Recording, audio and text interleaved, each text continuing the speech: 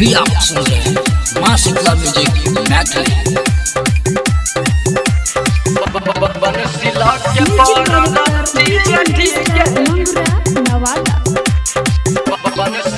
हाँ बन के पुजरिया एलो दुआरिया खरच मंदिर के पीछे कान्हा राधा पीछे।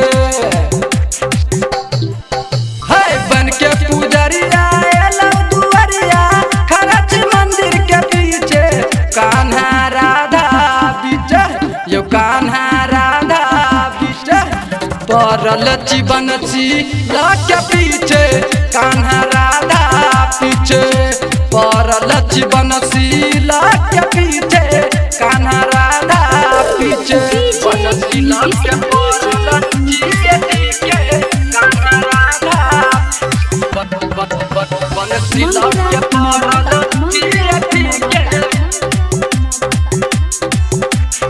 बनशीला के परल के पीछे कान्हा राधा दौड़ल एलऊ कान्हा दर्शन के आशा में हरदम पड़ल रहै छी राधा के पाछायो राधा के पाछायो।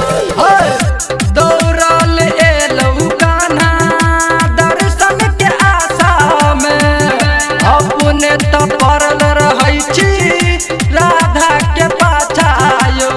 हम जिए कान्हा खूब परेशान यो हमरा पर कहिया आहा देबैया ध्यान यो हमरा पर कहिया आहा देबैया ध्यान यो।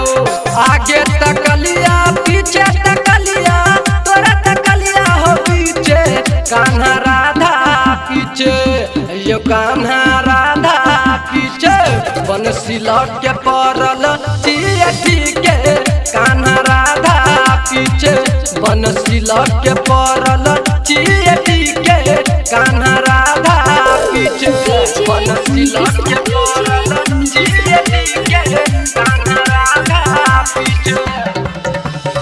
मंगुरा नवादा मंगुरा नवादा बनशीला के परल के कान्हा राधा पीछे। बन गेलिए कान्हा केहन कठोरियो आ एकटा पुजारी बने आहा दै छियै नजरियो दै छियै नजरियो।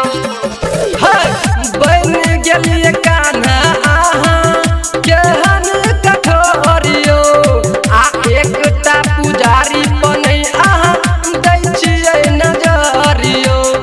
सुनियो कान्हा हम मक्खन खियाबियो अपन गाय वाला दूध पियाबियो अपन गाय वाला दूध पियाबियो। राइटर राके सुरेंद्र शुभंकर गाना तोहर बजेता कान्हा राधा पीछे अयो कान्हा राधा पीछे परल जीवन के ठीके कान्हा राधा पीछे आ परल जीवन